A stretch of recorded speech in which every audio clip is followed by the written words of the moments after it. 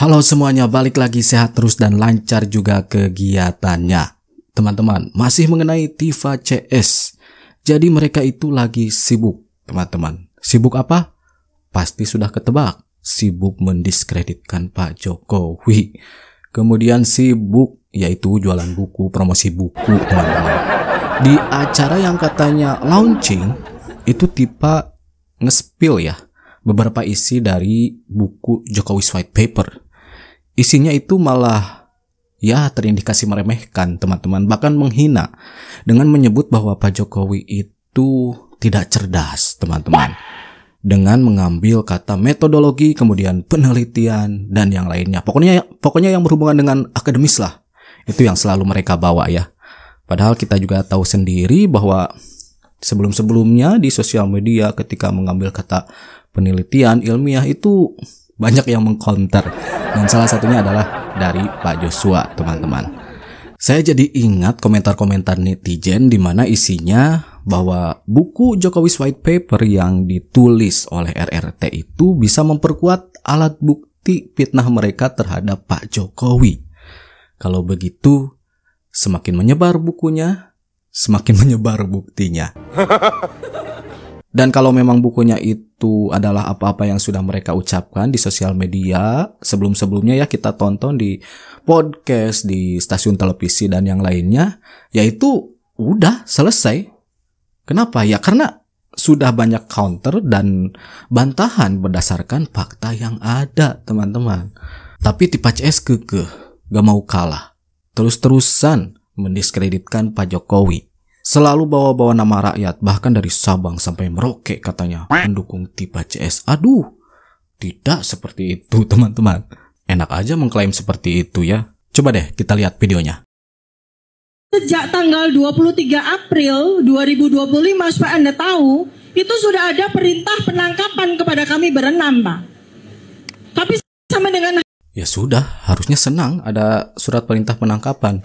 Kan Tifa sendiri ngomong mau dipenjara. Kan Tifa sendiri penasaran gimana rasanya di penjara. Hari ini kami masih bisa makan bakso.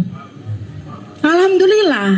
Artinya ya sudah berjalan. Artinya apa yang kami lakukan, perjuangan kami dengan menggunakan metodologi ilmiah ini berhasil sampai dengan hari ini. Ya, itu ya.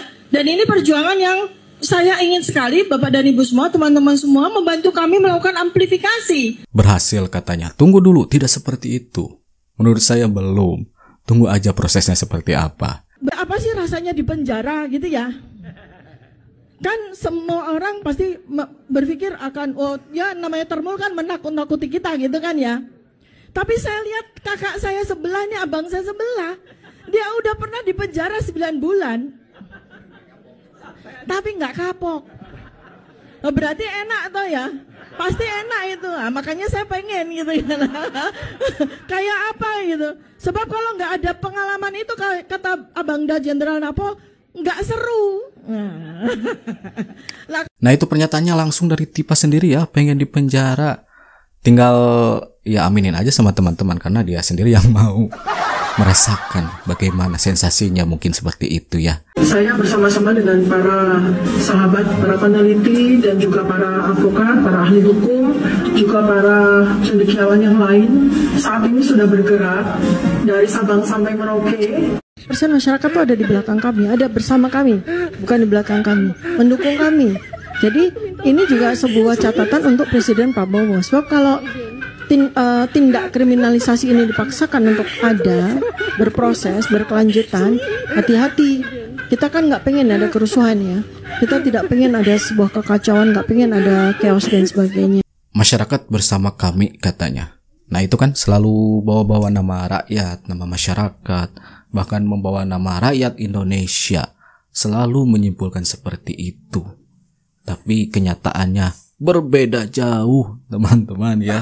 Kita selalu bertanya, rakyat yang mana, masyarakat yang mana yang mendukung Tifa CS ini? Yang ada mereka membuat gaduh, teman-teman. Disinilah kekeliruan mereka, ya. Mereka merasa masih didukung oleh rakyat, gitu ya. Padahal rakyat yang mana, gitu kan? Hanya sangat kecil lah, ya. Bagian rakyat yang mendukung mereka, orang-orang yang sudah terpengaruh hoax ini sejak lama saja, gitu ya. Tetapi orang yang sudah mulai memikir, sudah mulai logikanya jalan, gitu ya, dengan membaca, katakanlah banyak bantahan-bantahan yang ada di media dan seterusnya, mereka akhirnya sadar.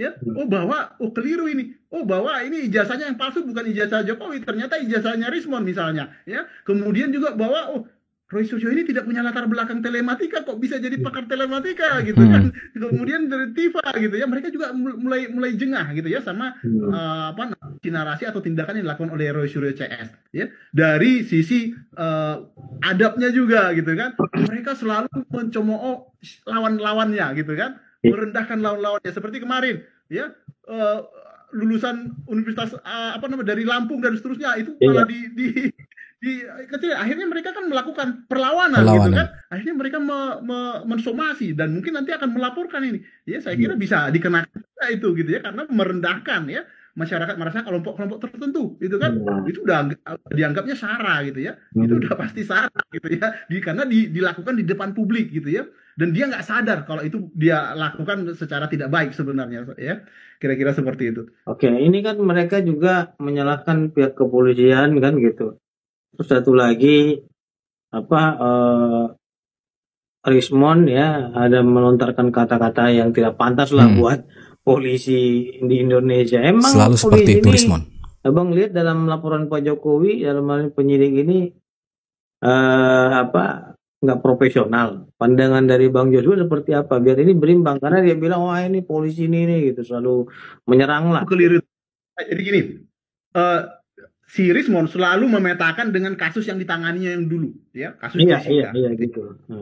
Dia merasa bahwa dari pengamatannya, analisisnya dia dari BAP ini ada manipulasi. Dia menganggapnya itu manipulasi, gitu ya. Padahal itu tidak terbukti, gitu ya. Tidak terbukti. Gitu ya. Cuman dia mungkin salah membaca data, salah, ya. Karena dia menggunakan asumsi, gitu ya. Menggunakan asumsi ya, bahwa katakanlah ada aplikasi Ereksoft itu hanya adanya di Windows dan seterusnya, padahal servernya katakannya Telview ini hanya adanya pakai Linux, padahal hampir semua operator, bahkan semua aplikasi viewer itu pakai Windows sebenarnya, gitu ya. Melakukan ekstraksi itu pakai Windows misalnya, meskipun base pakai Linux. Ini banyak sekali kekeliruan asumsi-asumsi yang dia lakukan, gitu ya. Nah, terkait dengan apa tadi? Nah, itu yang dihubungkan dia. Bahkan dia membuatkan buku khusus untuk itu, ya kan? Untuk menjelekkan kepolisian dan seterusnya. Nah, kemudian dengan apakah teman-teman kepolisian ini profesional? Saya melihat sangat profesional, apalagi di Lapor. Lapor itu paling ilmiah, ya, paling ilmiah. Jadi ketika misalnya kemarin di Tipidum, ya, di Tipidum itu sebenarnya dia sangat pengen tahu ini asli atau tidak, gitu ya. Dia tungguin di lab, gitu ya, ditungguin di luar lab lah, gitu ya, untuk memastikan ahli-ahli forensik dokumen examiner ini bekerja. Orang sholat itu tak mungkin mencela, orang sholat itu tak mungkin melukai, ada rambu-rambunya. Intinya sepanjang jadi muslim yang bertakwa pasti jadi orang baik. Nah sekarang dengan kesadaran itu kita tinggal di dunia sebentar, kita pasti akan pulang.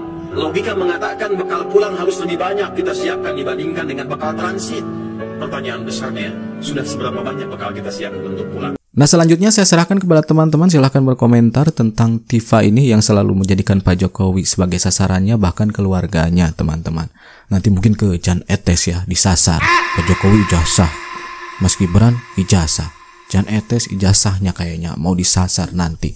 Aduh, sudahlah, nanti kita jumpa lagi di video-video selanjutnya.